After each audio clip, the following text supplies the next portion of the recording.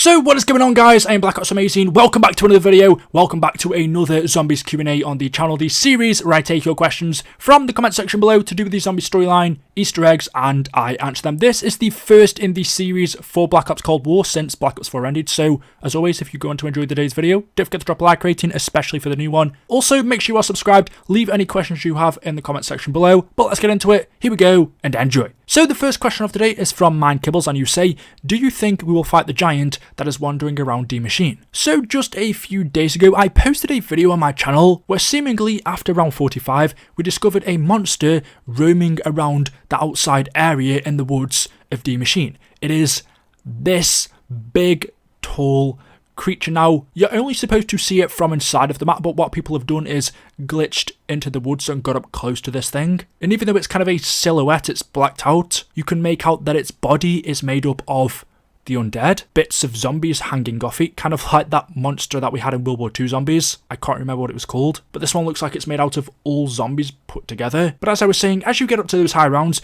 you will notice this monster just randomly walking outside of the map in the forest. Now, I don't want to talk too much about it because I have done a full video on it, but there is a document we can find in the Dark Ether that seems to link to this monster. It says, day 1646, saw something new today, something big, tall as a building, walking through the fog, difficult to see details. Kept my distance as it passed. I heard talk from others that giants roam this land, but dismissed it as madness. Heard one calling them elder gods. Thought I catalogued all creatures here and their pecking order.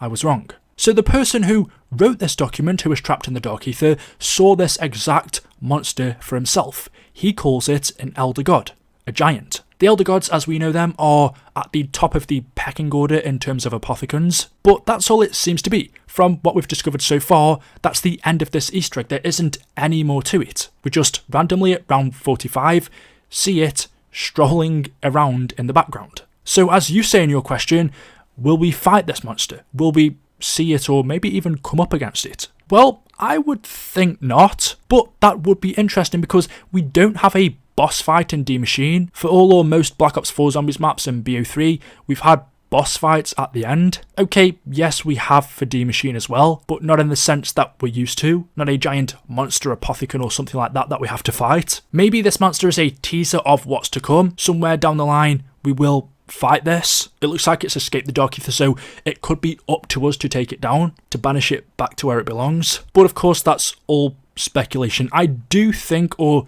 well, I very much hope we will be getting boss fights, and this would be something I would love to go against. The next question of the day says, what happens when you get past round 255 in zombies? So if you aren't aware, 255 is a significant number, not only in zombies because it is the maximum round you can reach, it is impossible to go onto round 256, 257, 258. Those numbers you will not see appear on screen in zombies, but it's also a significant number for any game in general. Now personally, I don't know an awful lot about this. I'm not a game developer. I'm not the best person to speak to when it comes to stuff like this. There are definitely more qualified people than me, but it's pretty common knowledge that 255 is a special number when it comes to do with computing. It is the maximum value representable by an 8-digit binary number, therefore the maximum representable by an unsigned 8-bit byte. The range is 0 to 255, which in total is 256. The use of 8 bits for storage in older video games has had the consequence of it appearing as a hard limit in many video games. For example, the original Legend of Zelda, if you've played that you will know Link can only carry a maximum of 255 rupees. It was pretty much used for numbers where casual gameplay would not cause anyone to exceed the number. However, in most situations, it's actually reachable given enough time. So pretty much this means the developers making this game wouldn't have expected people to exceed or even come close to the number 255, whatever it's referring to. Because it's such a high number, they wouldn't expect most people to even come close to it, but obviously some people do. This can cause many other peculiarities to appear when the number wraps back to 0, such as the infamous kill screen, which you see after doing the level 255 in Pac-Man.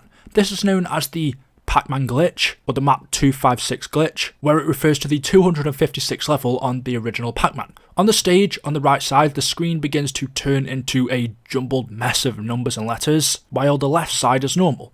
But this level is impossible to beat. Because the original Pac-Man was stored as an 8-bit integer, 255 was the highest value it could hold. So that's important to know, but Black Ops Cold War isn't 8-bit, so this doesn't apply to it. So what I'm thinking is this is just a reference to that old 8-bit 255 limit. I'm pretty sure if they wanted to make the rounds higher than 255, they could. But, one, originally I doubt Treyarch would have expected many people to get to this round. We know nowadays with the high round community, a lot of people have reached this. But originally in the older games, BO4, BO3, high rounds of course was still a thing, but not as prominent as it is now. So maybe that's one reason. And the other is just to pay homage to that old 8-bit limit. But Black Ops Cold War isn't 8-bit, so I can only think it's intentional. I'm pretty sure I saw an interview a while ago where Jason Blundell was actually asked about this, and he said it was to do with storage, which would be a factor in it. Developers do anything necessary to save storage and disk space. That's the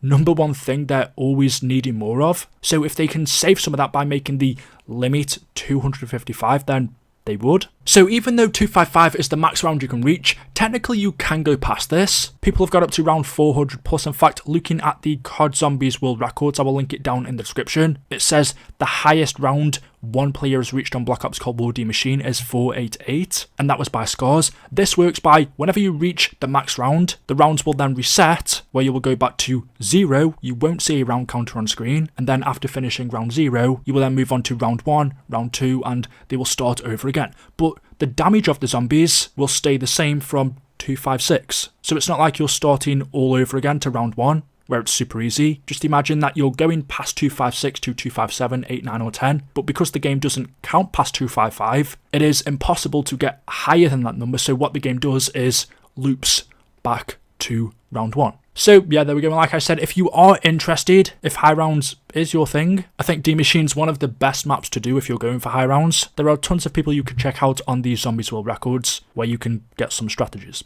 And the final question of today, we're going to keep this first episode a little bit shorter than usual, is from Matthew Jones, and you say, will we see any premise characters in Cold War Zombies? And the simple answer I can give you to that is no, they died at the end of Black Ops 4. Even though Cold War Zombies is a continuation of Black Ops 4, it takes place after that. We see other characters like Samantha still exist. She's just grown up, but she survived at the end of Black Ops 4. It was only her and Eddie that made it out alive. All of the other characters were banished to the Dark Ether, and Primus and Ultimus, being Rick Toffentacchio and Klein Dempsey, were killed. There is absolutely no way, unless Treyarch do a 180 on us, there is no way that those characters return. They are dead. Everyone else is banished to the Dark Ether. There's a possibility we could be seeing the Transit crew, Strulinger and those guys. They're still alive, but Primus and Ultimus aren't. So to that one, there's nothing else I can say other than no. Anyway guys, there we go, that is it. That is all I have for you for today's video. As always, hopefully you have enjoyed. If you have, you know what to do. Drop a like rating, make sure you are subscribed to stay up to date with the latest videos on the channel. Leave your questions down below and I will see you